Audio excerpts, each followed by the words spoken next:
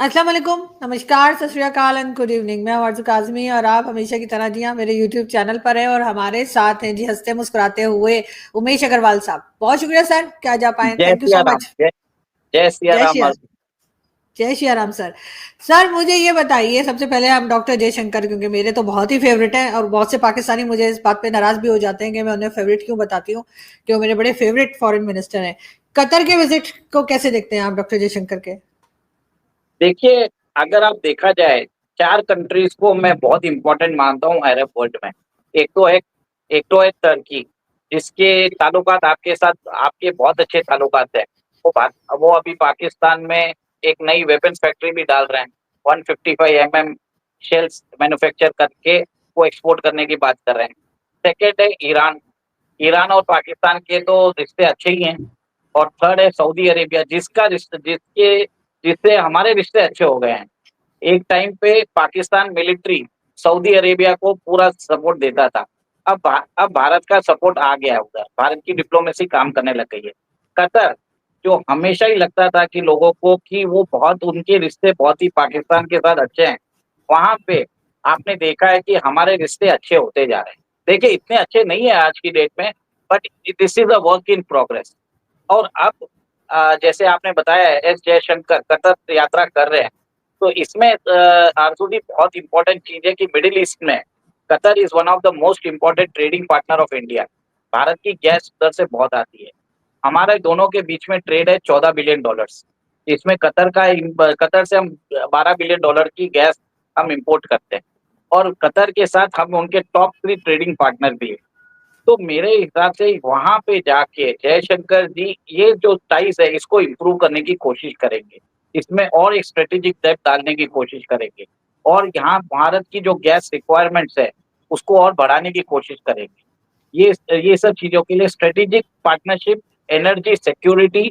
और आपको एक चीज जान के हैरानी होगी कि कतर में 8,30,000 भारतीय भी रहते हैं। सो उधर से रेमिटेंसेस भी बहुत आते हैं। तो इकोनॉमिक एंगल बहुत है, एनर्जी पार्टनरशिप भी है।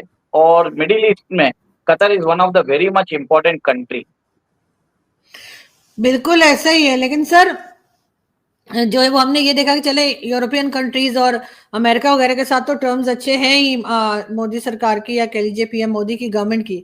लेकिन गल्फ कंट्री के साथ भी हम देख रहे हैं कि आप लोगों के टर्म्स जो है काफी बेहतर होते चले जा रहे हैं। वो जो उनको सिविलियन हाईएस्ट सिविलियन अवार्ड मिल रहा है वो तो खैर अलग ही चीज है। लेकिन अब आप गल्फ कंट्रीज के साथ भी काम कर रहे हैं, जबकि वो हमारे यहाँ तो सर हम समझ रहे थे कि आप बड़े मुस्लिम्स के दुश्मन हैं और वो गुजरात और क्या क्या हमारे यहाँ तो बताया जाता है बड़ा लंबा चौड़ा। तो क्या ऐसा मोदी जी ने किया है कि गल्फ कंट्रीज उनके साथ काम कर रही हैं? देखिए, एक तरह से आप देखिए कि ग्लोबल मीडिया ने मोदी जी को बहुत बड़ा डिमोनाइज किया है। बट पिछले 10 से 11 साल में जैसे आपने बताया कि 8 मुस्लिम नेशंस ने अपना जो हाईएस्ट सिविलियन ऑनर अवार्ड है वो मोदी जी को दिया है। ठीक है। आपने देखा है कि यूएई में तो हिंदू टेम्पल भी खोल दिया है। ये कभी हुआ नहीं था। ये करिश्मा मोदी जी के राज के कारण हुआ है। जो स्प्रेड ऑफ सनातन है वो गल्फ में वो हो रहा है because of economic ties between India and the middle east. आपको मालूम होगा कि 2 दिन पहले कतर ने बोल दिया है यूरोप को कि हम आपको गैस नहीं देंगे। देखिए, क्यों मालूम है? यूरोप बोल रहा है कि आपके ह्यूमन राइट्स रिकॉर्ड अच्छे नहीं है। तो अगर आप टोटल जो एक्सपोर्ट कर रहे हैं उसके ऊपर आपको 5% पेनल्टी हमको देनी पड़ेगी। कतर बोला भाड़ में जाओ, हम आपको गैस ही नहीं देंगे। रशिया ने भी गैस उनकी बंद कर दी। अब तो वो जो गैस वो यूरोप को देने वाले हैं, जयशंकर जी ने बोला ठीक है हम ही जाके वो गैस ले लेते हैं, क्योंकि हमें तो कंजम्पशन करना ही है। तो एक तरह से नहले पे दहला मार रहे हैं। और भारत और कतर जानता है कि भारत के साथ उसको कोई प्रॉब्लम नहीं है। भारत कोई कंडीशंस नहीं लगाता कि आप ये करो। एक सुचारू रूप से हमारा रिलेशनशिप चल रहा है। और आपने देखा भी होगा कि पिछले साल जो 8 भारतीय जो वहां पे डिफेंस के पर्सनल थे, जो प्राइवेट में कहीं पे काम करते थे, उनको अरेस्ट कर लिया गया था on on charges of spying. फिर बाद में कतर ने उनको छोड़ दिया था। तो इस तरह से भारत का ये जो सॉफ्ट पावर है, भारत का जो इन्फ्लुएंस है, भारत का जो उधर लेवरेज है, वो मिडिल ईस्ट में दिखाई दे रहा है। और कतर के अंदर आपको ये भी समझना चाहिए कि ये 8,30,000 भारतीय हैं वहां पे। सो एक तरह से कतर की economy is very much dependent on India also. आपके पास पैसे भले ही हो जाए, काम करने के लिए आदमी भी तो चाहिए। नहीं, आपकी बात ठीक है, वाकई में चाहिए। जितनी भी गल्फ कंट्रीज हैं, वो इवन अमेरिका के लिए भी कहा जाता है कि वहां पर भी आजकल जो इंडियन सिटीजन हैं वो ज्यादा वहां पर काम कर रहे हैं, या वो ज्यादा वहां पर पाए जाते हैं इंपॉर्टेंट सीट्स के ऊपर। तो उसमें भी मेरा ख्याल है गवर्नमेंट का ही, आपको लगता है कि कहीं ना कहीं कोई रोल रहा है, या लोग अपने तौर पे आगे बढ़कर काम करने लगे? देखिए, आपको एक समझना पड़ेगा, भारतीय जहाँ पे भी जाते हैं उसमें भारतीय हिंदू और मुस्लिम सब होते हैं। वो जहाँ पे भी जाते हैं, वो कंट्री उस कंट्री जिस कंट्री में वो जाते हैं वहाँ के लॉस को फॉलो करते हैं, वहाँ के कानून को मानते हैं, और वहाँ पे जाके टैक्स भी भरते हैं।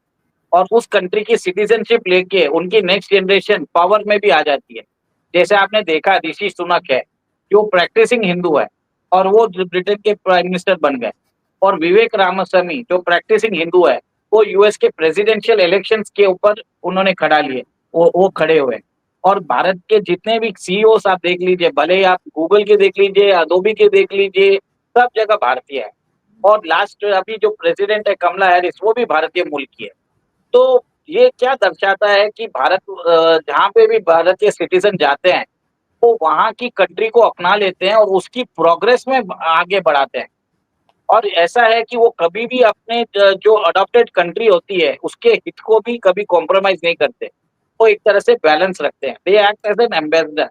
वहां पे जाके दोनों कंट्रीज के बीच में वो रिलेशंस भी आप वो बढ़ाते हैं। अमेरिका का ही देख लीजिए, जो 1998 तक अमेरिका का पाकिस्तान के ऊपर पूरा सपोर्ट था, पर कुछ सालों में आपने देखा कि अमेरिका हमारे सामने टिल्ट हो गया। 2016 में जब ट्रम्प साहब आए थे, उन्होंने तो आपको डायरेक्ट बैन भी कर दिया, आपको अमेरिकन एड भी नहीं दे रहे। तो ये फर्क है अमेरिका का और जो भारतीय और पाकिस्तानी इसमें जो रहता है, ठीक है। ये मैं हमेशा आपको ऑन रिकॉर्ड बोल सकता हूँ। क्योंकि आपको ये भी देख लीजिए ना, भारत से बाहर से जो रेमिटेंसेस आते हैं हमको, 129 बिलियन डॉलर्स आते हैं। जो पाकिस्तानी भेजते हैं वो 33 बिलियन डॉलर्स है। तो आप समझ जाइए कि बहुत ज्यादा डिफरेंसेस भी है। और इसमें भारत के जो लोग हैं, वो वहां पे जाके they are not involve in any sort of activity. वो एक अलग बात है कि वहां पे जो जगमीत सिंह और पन्नू जैसे जो लोग हैं, जो सीआईए के स्टूजेस है, वो भारत को गाली भी देते रहते हैं। उसके काम मैं उनकी बात नहीं करता।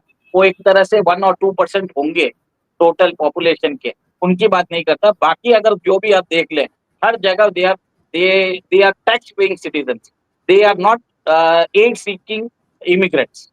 तो ये एक डिफरेंस है।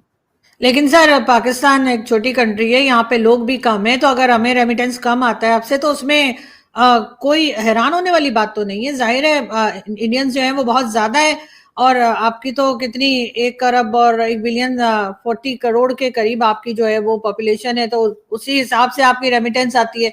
हम लोग तो, हमसे ज्यादा तो शायद आपके यहाँ मुस्लिम हैं, इतने ही है, या फिर ऑलमोस्ट इतने ही है। तो पाकिस्तान के साथ तो ये कंपैरिजन तो आपका बनता ही नहीं है कि हमें रेमिटेंस कम आती है। जितने लोग हैं उतनी भेजेंगे ना सर, अब ये थोड़ी है कि बाकी भी हमें भेज देंगे। वैसे भेज देनी चाहिए, मगर नहीं आती, कोई बात नहीं। लेकिन सर, जी। आरजू जी आपके तो मिलिट्री जनरल्स बाहर चले जाते हैं, हमारे मिलिट्री जनरल्स तो इंडिया में ही रहते हैं। फर्क तो वहां पे भी है। सर फर्क तो है ना, वो बाहर नहीं जा पाते तो हाँ, उसमें हमारा कसूर तो नहीं है ना सर। आप लोग, आपके जनरल्स को खाना कमाना ही कोई नहीं आता, तो हम क्या कर सकते हैं उसमें। लेकिन सर, मालदीव्स के फॉरेन मिनिस्टर आपके यहाँ आए हैं, और उनके विजिट को भी अगर हम डिस्कस कर लें, तो आपके ख्याल से कितना इंपॉर्टेंट है उनका विजिट भारत का? देखिए, वो तो आए हैं कि उनको समझ में आ गया कि भारत के प्रधानमंत्री को गाली दे के ऑटोमेटिकली 140 लोगों को वो नाराज नहीं कर सकते। लास्ट टाइम जो बैकलैश हुआ था और जिसके कारण टूरिस्ट कम हुए थे, उसके कारण उधर टूरिज्म भी बहुत फर्क पड़ी, और बहुत सारी भारतीय फर्म्स ने बोल दिया कि हम मालदीव के साथ डील भी नहीं करेंगे। तो आपने देखा कि म्यूजू साहब जो नवंबर में आए थे, उन्होंने भारत के साथ comprehensive economic and security maritime agreement sign किया। तो एक तरह से प्रधानमंत्री पहले जो मोदी जी को गाली दे रहे थे, वो भारत से आके अभी वो बोल रहे हैं कि हमारे टाइस अच्छे करो। तो ये तरह से समझ चुके हैं कि अभी भारत से के साथ दुश्मनी लेने से कोई प्रॉब्लम नहीं है। आपको मालूम होगा, मालदीव्स में पहले कुछ साल पहले 1987 में एलटीटी ने हमला कर दिया था, पूरे आइलैंड को कैप्चर कर लिया था। उस समय भारतीय फोर्स वहां पे जाके उन्होंने बहुत ही स्विफ्ट ऑपरेशन से मालदीव्स को आजाद किया था। लोग वहां पे अभी क्या है, मालदीव बटा हुआ है, it is pro Bharat and anti Bharat. तो ये जो मुसू है वो एंटी भारत के कैंप पे थे और इलेक्शन जीतने की खुशी में इन्होंने बहुत ज्यादा उधर एक तरह से एंटी इंडिया सेंटीमेंट स्टेटमेंट दिए। अब उनको समझ में आ गया। तो मेरा मानना ये है कि मालदीव को भी समझ में आ गया कि इकोनॉमिक कोऑपरेशन करने से फायदा है। जैसे आप देख लीजिए पाकिस्तान, पाकिस्तान भी अगर अभी हमने मालदीव को $400 मिलियन दिए हैं और आप $500 मिलियन के लिए आईएमएफ के सामने गिड़गिड़ा रहे हैं। ठीक है, आपका जो आपको जो आईएमएफ ने लोन दिया है $7 बिलियन, जो करीबन 60,000 करोड़ का होता है, कश्मीर में भारत ने 1,18,000 करोड़ इन्वेस्ट किया। तो फर्क बनता है। अगर पाकिस्तान भी अगर चाइना प्रो चाइना स्टैंड छोड़ दे, भारत में दहशतगर्द ना भेजे, तो हम पाकिस्तान को भी सपोर्ट कर सकते हैं। पर प्रोवाइडेड पाकिस्तान के जो जनरल्स है, पाकिस्तान की जो आर्मी है, उसको समझ में आ जाए कि वो अपने देश में जो उनके बाशिंदे हैं उनको इकोनॉमिक हार्डशिप्स ना करके भारत के साथ दोस्ती बढ़ाए, तो उसमें फायदा दोनों का है। अगर भारत ₹1 का फायदा होगा तो पाकिस्तान को ₹2 का फायदा होगा अगर वो भारत के साथ दोस्ती करता है। आपको मालूम है जितना भी अभी गुड्स होता है, आप जो दुबई से मंगाते हैं, वो भारत से दुबई जाता है, फिर दुबई से पाकिस्तान आता है। तो एक तरह से बहुत एक सर्कुलर इंडस्ट्री चल रहा है। तो आप अगर हमको आपने हमको मोस्ट फेवर्ड नेशन का जो स्टेटस है वो दर्जा हटा दिया है, आपने हमसे ट्रेड बंद कर दिया है, नुकसान किसका हुआ? आप सोच लीजिए। सर जब हम तो अगर दोबारा करने को कह रहे हैं, सर हम तो दोबारा ट्रेड करने को कह रहे हैं, लेकिन आपकी तरफ से अब जो है वो पॉजिटिव रिस्पांस नहीं आ रहा। हम बोल रहे हैं ट्रेड करिए गुड्स एंड सर्विसेज में, टेररिस्ट को भेजिए मत, बस हम आप यही बोलते हैं। टेररिस्ट को एक्सपोर्ट मत करिए, आप बाकी उधर से आप सामान भेजिए, हम भी आपको सामान भेजेंगे। We are very ready for that, any time we are ready for that, provided आप वो टेररिस्ट की फंडिंग बंद करिए, ट्रेड पे ज्यादा ध्यान दीजिए।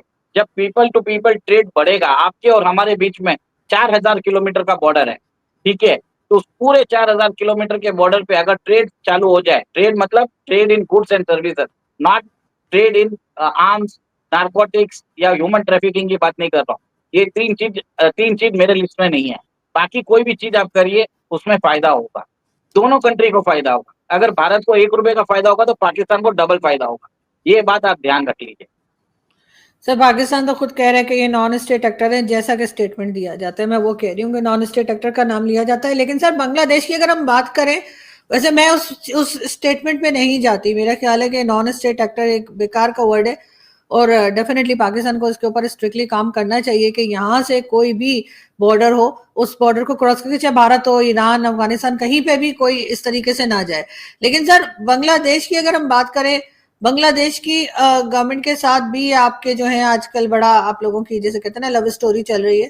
जो पहले आप लोग जो थे वो बड़े गाने शाने गाया करते थे मिल मिल के, और बहुत ही हमने बनाया बांग्लादेश। तो सर वो आपके साथ वही हुआ जो हमारे साथ अफगानिस्तान ने किया, जो हमने कहा ना जी हमने तालिबान की गवर्नमेंट लाई, उसके बाद तालिबान ने हमारी मार लगा रहे। तो सर आपने कहा कि बांग्लादेश आप लोगों ने बनाया लेकिन बहुत टाइम लग गया, लेकिन अब बांग्लादेश के साथ भी सर आपका 36 का आंकड़ा चल रहा है। देखिए हमारा कोई किसी के साथ 36 का आंकड़ा नहीं है। बांग्लादेश बांग्लादेश कर रहा है हमारे साथ। बांग्लादेश के जो राष्ट्रपति है, जो उधर का एडवाइजर है, वो सीआईए का टट्टू है, ठीक है। उसको इतनी ज्यादा इज्जत भी देनी नहीं चाहिए क्योंकि उसको वहां की आवाम का मैंडेट नहीं है। He is not a democratically elected representative. तो बात मेरा मानना है कि भारत को बोल देना चाहिए कि हम किसी सीआईए टट्टू से बात नहीं करेंगे।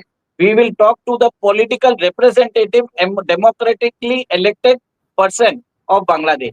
वहां पे इलेक्शंस कराइए, उसके बाद अगर वहां पे बेगम खालिदा जिया है या शेख हसीना है, हमको उससे कोई मतलब नहीं है। We are interested in trade और ट्रेड के कारण हमें फायदा होगा। और बिना ट्रेड के उनको भी समझ में आ गया कि बांग्लादेश की स्थिति क्या है। उनकी टेक्सटाइल एक्सपोर्ट्स कम हो चुकी है, ठीक है। उनकी इकोनॉमी 6% से ग्रो हो रही थी, आज 3% पे आ गई है। उनकी बैंक का दिवाला निकल गया है। उनका letters of credit, line of credit जो होता है, लेटर्स ऑफ क्रेडिट, वो कोई उसको हॉनर नहीं करता है, ठीक है। और कल ही बांग्लादेश के जो जनरल है, आर्मी चीफ है वकारुज्जमान, उन्होंने बोल दिया है कि चीफ एडवाइजर को कि भैया आप देख लो, भारत के इंटरेस्ट हमारे बहुत इंपॉर्टेंट होते हैं। अगर आप भारत को नॉर्थ ईस्ट के बारे में बोलोगे, तो वो हमारे यहाँ पे चिटागोंग ट्रैक्स में प्रॉब्लम करेंगे। अराकान आर्मी का आपने देख लिया कि क्या हुआ बांग्लादेश में। जैसे बांग्लादेश हमारे साथ कर रहा है, म्यांमार भारत बांग्लादेश के साथ कर रहा है। तो सब चीज होगी। और दूसरी चीज आपको समझना पड़ेगा, ट्रेड का चीज जो काम ट्रेड से होता है, जिससे फायदा होता है, वो समझना पड़ेगा। ये पूरे सब कॉन्टिनेंट को समझना पड़ेगा। अफगानिस्तान को भी समझना पड़ेगा, पाकिस्तान को भी समझना पड़ेगा, बांग्लादेश को भी समझना पड़ेगा और म्यांमार को भी समझना पड़ेगा। भारत तो समझ रहा है, भारत तो सबको सपोर्ट करता ही है। अगर कोई ट्रेड पे आता है तो तीन चीजें भारत सपोर्ट नहीं करता है। एक तो है ह्यूमन ट्रैफिकिंग, एक तो है नार्कोटिक्स, और एक है वेपन्स। वो सब चीज नहीं करके बाकी कुछ भी ट्रेड करिए, हम करने को तैयार हैं। और यही तीन चीजें सारी फसाद की जड़ है।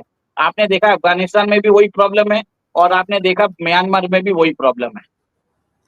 तो सर आपको लगता है कि बांग्लादेश के साथ आपके टर्म्स ठीक हो जाएंगे? सिर्फ आप लोग इलेक्शन का इंतजार कर रहे हैं? सिर्फ आपको लगता है सिर्फ इलेक्शन ही वाहिद सोल्यूशन है जिससे कि इस प्रॉब्लम से निकला जा सकता है? क्योंकि आपके यहाँ तो बहुत से बांग्लादेश के लोग ऐसे भी हैं जो इलीगल रह रहे हैं, उनको भी हमने सुना था कि आप लोग निकालने की कोशिश कर रहे हैं, कर नहीं पा रहे। वो एक अलग बात है कि आप कर नहीं पा रहे। हमने तो फिर भी अपने यहाँ से बहुत से अफगानिस्तान के लोगों को निकाल दिया जो जो कि इलीगल रह रहे थे, लेकिन भारत ऐसा नहीं कर पा रहा। देखिए, मुहिम तो चालू हो गई इंडिया में, बहुत दिनों बाद चालू हो गई। बॉर्डर फेंसिंग भी चालू हो गया है। मणिपुर में कल खत्म भी हो गया था, 10 किलोमीटर का बॉर्डर हमने फेंस भी कर दिया है। और ये 10 साल का प्रोसेस है। और सेकेंड, भारत में वहां पे आधार कार्ड के जो डुप्लीकेट कार्ड बना के बांग्लादेशी रह रहे थे, उनको आइडेंटिफाई करके रिपोर्ट किया जा रहा है। सारी स्टेट गवर्नमेंट कर रही है। जो ममता गवर्नमेंट पहले बोलती थी कि मुसलमानों पे भारत सेंट्रल बहुत ज्यादा उनको प्रताड़ित कर रहा है, उनके ऊपर जुल्म डाल रहा है, अब वो खुद आगे आके बोल रही है कि हम यहाँ बीएसएफ पैसे लेके बांग्लादेश को छोड़ रहा है। ठीक है, वो बोल रही है कि बांग्लादेश में यूएन पीस कीपिंग फोर्स भेजिए। तो भारत सरकार ने तो अपनी ऑपोजिशन की बात भी नहीं मानी। ठीक है, तो आप सोच लीजिए, जो मोदी जी पे तोहमत लगाई जाती है कि वो एंटी मुस्लिम है, भारत के राइट विंगर बोलते हैं कि वो प्रो मुस्लिम है। अब आप बताइए कि मोदी जी है क्या? वो आपके ऊपर है। ठीक है, वो गोधरा का बात छोड़ दीजिए, वो जो हुआ है वो कांग्रेस ने कराया था, ब्लेम इनके ऊपर डालने के लिए। ठीक है, तो मेरा ये मानना है कि जो मोदी जी है, he is a global statesman. वो चाहते हैं कि भारतीय सब कॉन्टिनेंट में ट्रेड बढ़े। जब वो आपको याद है 2016 या 17 में वो डायरेक्ट पाकिस्तान में आए थे, उन्होंने नवाज शरीफ की मां से मिलकर उनको साड़ी भी भेंट की और उनके पैर भी छुए, एक तरह से सम्मान किया। हमको वो समझना चाहिए, हमें ये सब चीज चाहिए। आप ये समझिए ना कि 8 मुस्लिम कंट्रीज ने उनको हाईएस्ट ऑनर क्यों दिया? ऐसे तो नहीं देंगे ना, क्योंकि भले वो कैसे भी है, उनके ऊपर कितनी भी तोहमत लगाई जाती है, उन्होंने क्या बात किया? ट्रेड की बात की है। ट्रेड में तीन चीजें वो अप्रूव नहीं करते, एक तो नार्कोटिक्स, वेपन्स और ह्यूमन ट्रैफिकिंग। ये तीनों को छोड़ के आप कुछ भी ट्रेड करने को बोलिए, वो रेडी है। कैसा तोहमत तो हर उस पे लगती है जो भी गवर्नमेंट आती है। ऐसा तो नहीं है कि किसी भी कंट्री के हो, इवन पाकिस्तान के भी लोग इमरान खान से भी खुश नहीं थे, लोग शहबाज शरीफ से भी खुश नहीं है। तो वो तो चलता रहता है। जैसे अब आपकी कांग्रेस की गवर्नमेंट थी पाकिस्तान के साथ, उस वक्त भी टर्म्स खराब थे। अब बीजेपी की गवर्नमेंट है, पाकिस्तान को लगता है कि कांग्रेस होनी चाहिए थी। तो वो तो सिलसिला सर चला करता है कंट्रीज में। और अंदर चाहे अंदर अंदर कह लीजिए जो पॉलिटिक्स होती है वो इंटीरियर पॉलिटिक्स, या कह लीजिए कि दूसरी कंट्रीज के साथ। लेकिन बहरहाल कहीं ना कहीं जाकर एक पीस प्रोसेस शुरू होना चाहिए सर, चाहे वो बांग्लादेश के साथ हो या पाकिस्तान के साथ या इवन देखिए चाइना के साथ आप लोगों का। देखिए, पाकिस्तान के साथ तो हम चालू करवा सकते हैं। सबसे पहले आपने जो पाकिस्तान के साथ $50 बिलियन लिए हैं, वो पहले बोल दिए पाकिस्तान को हम नहीं देंगे, आपको भाड़ में जाओ। ठीक है, आपके अगर मस्ती किया तो हम आपके ऊपर न्यूक्लियर वेपन चला देंगे, वो बोल दीजिए उनको। वन सेकेंड, किसको किसको सर, अमेरिका को? नहीं, चाइना को। पाकिस्तान चाइना को बोलना चाहिए, $50 बिलियन के डेब्ट जो आपके हैं भूल जाओ। सेकेंड, ईरान, पाकिस्तान, इंडिया के बीच में पाइपलाइन बिछाओ, जिसके कारण जो वहां से जो क्रूड होता है, जो तेल होता है, जो गैस होती है, वो डायरेक्ट आएगी। इससे क्या होगा? पाकिस्तान को रॉयल्टी मिलेगी, क्योंकि पाकिस्तान का लैंड हम यूज करेंगे, ट्रांजिट फीस देना पड़ेगा। इसमें पाकिस्तान को भी फायदा है, चीप गैस भी मिलेगी उनको। सेकेंड, उनको रॉयल्टी इनकम भी मिलेगी, इसमें फायदा इंडिया का भी है। तो मैंने आपको बताया कि भारत अगर ₹1 कमाएगा तो पाकिस्तान ₹2 कमाएगा। तो फायदा तो हुआ ना। आपको सोचना पड़ेगा बनियों के जैसे, फायदा किसके साथ है उसके साथ जाइए। जो जब तक आप ये चीज नहीं सोचोगे, तब तक आपके यहाँ पे पीस नहीं होगी। और मैं आपको बोल देता हूँ सबसे पहले चाइना को बोल दीजिए कि आपने हमारे लैंड बॉर्डर यूज किया है, आपको हमको रॉयल्टी देनी चाहिए, आपने इसको कर्जा क्यों बताया है?